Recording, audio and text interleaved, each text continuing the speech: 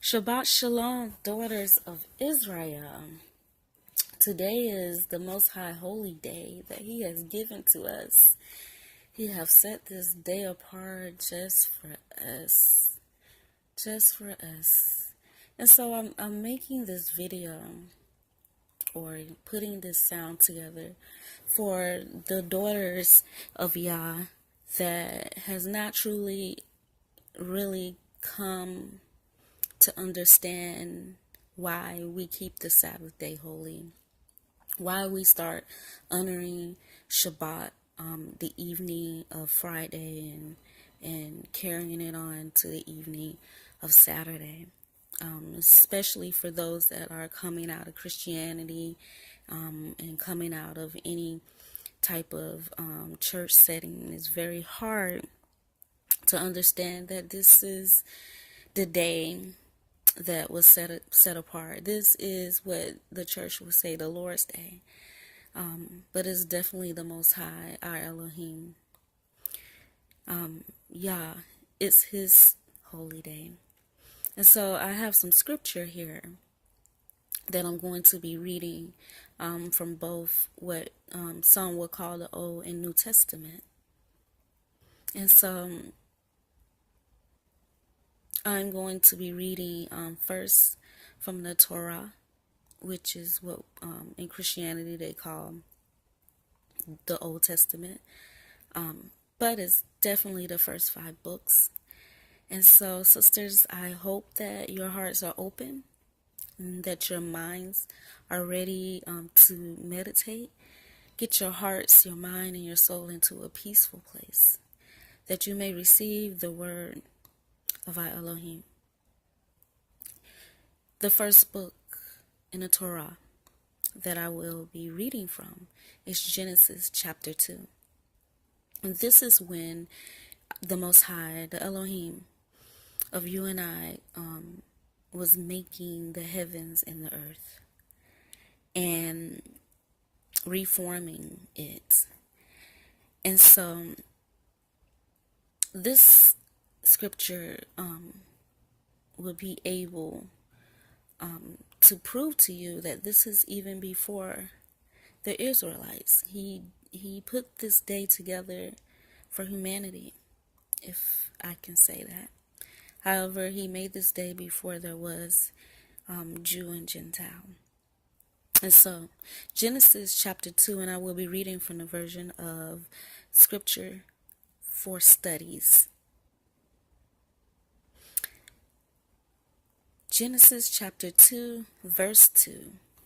And in the 7th day, Elohim completed His work which had done, and He rested on the 7th day from all His work which He made.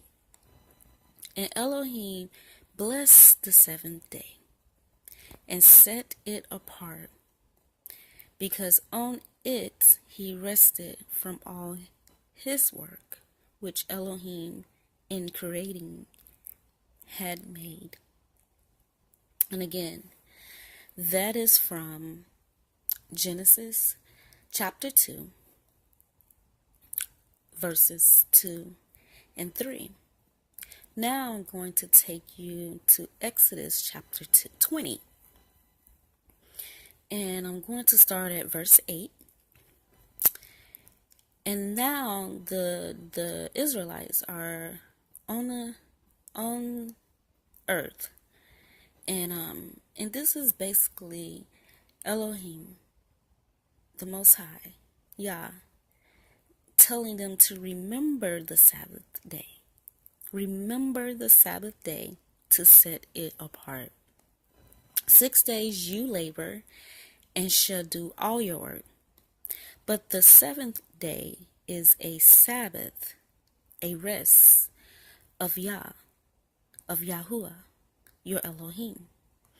You do not do any work, you, nor your son, nor your daughter, nor your male servant, nor your female servant, nor your cattle, nor your stranger, who is within your gates.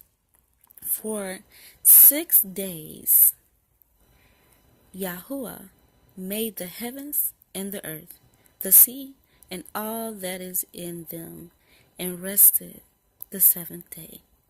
Therefore, Yahuwah blessed the Sabbath day and set it apart. Now, I'm going to go to one of my favorite books, which is Isaiah. And Isaiah is going to give us a little bit more on exactly how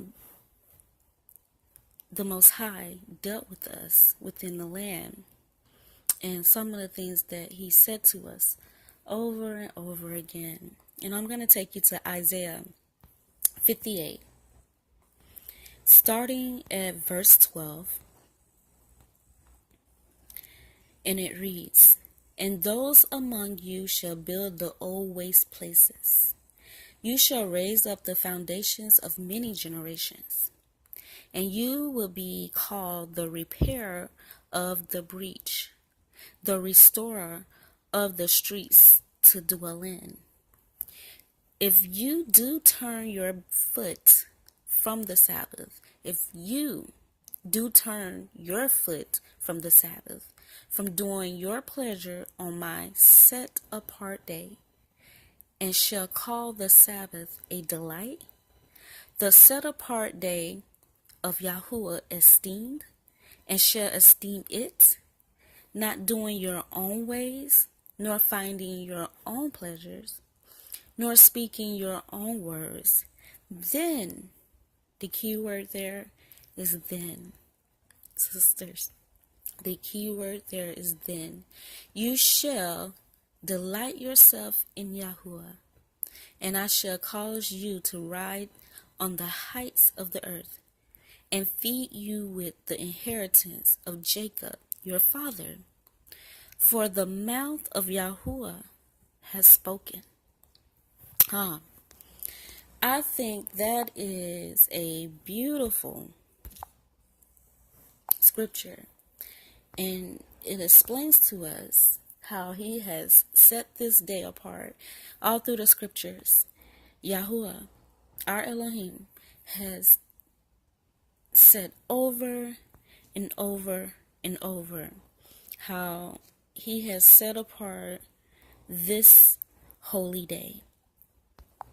We should take that very serious.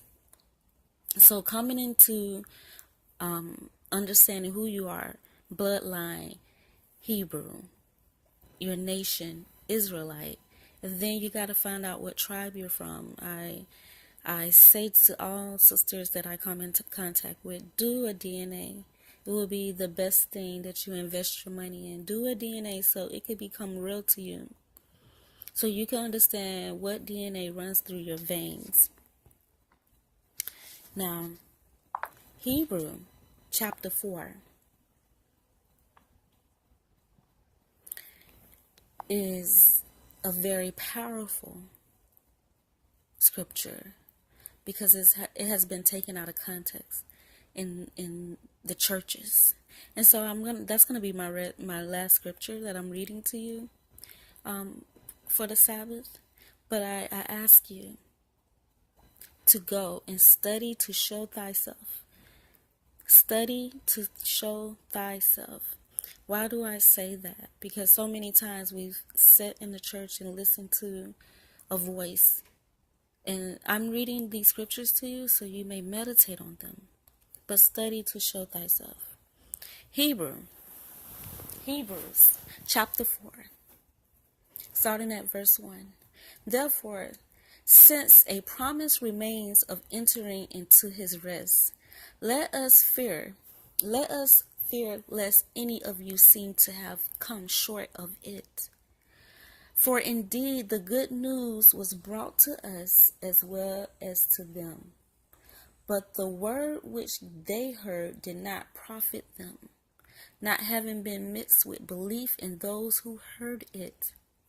For we who have believed to enter into that rest, as he has said, as I swore in my wrath, if they shall enter into my rest, and yet his works have come into being from the foundations of the world. For somewhere he has said thus about the seventh day, and Elohim rested on the seventh day from all of his works. And in this again, if they shall enter into my rest, since then it remains for some to enter into it. And those who formerly received the good news did not enter in because of disobedience. He again defines a certain day.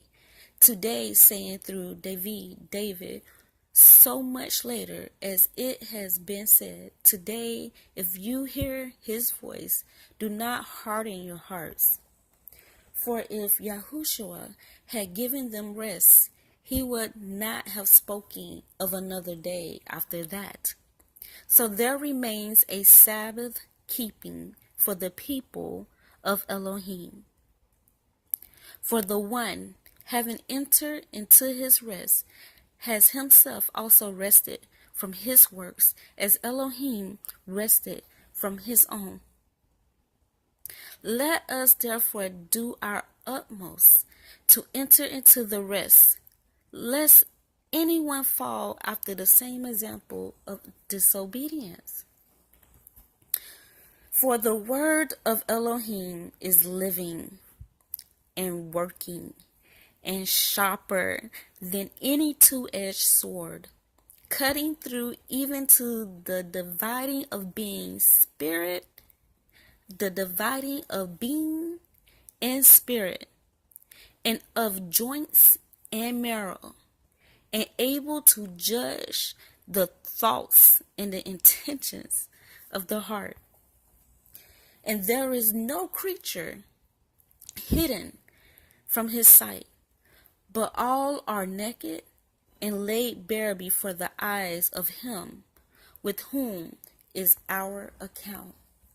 Therefore, since we have a great high priest who has passed through the heavens, Yahushua, the Son of Elohim, let us hold fast our confession.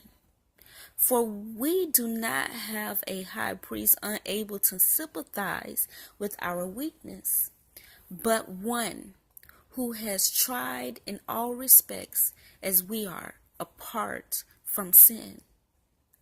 Therefore, let us come boldly to the throne of favor in order to receive compassion and find favor for timely help.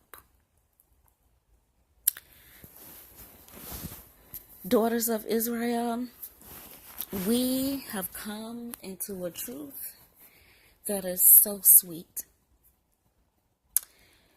The Most High has given us a Messiah that not only stood by his word, but demonstrated his word. He did all his miracles on the Sabbath day. And some, don't be the ones of disobedience. And no, it's not easy because we are in this world, but again, we're set apart from this world. It's not easy, especially when we've been in church all these years. But I say unto you this day choose who you are going to serve. Walk into his rest. Run into his rest. Sacrifice into his rest. Have faith into his rest. For it is his Sabbath day that he has given unto you.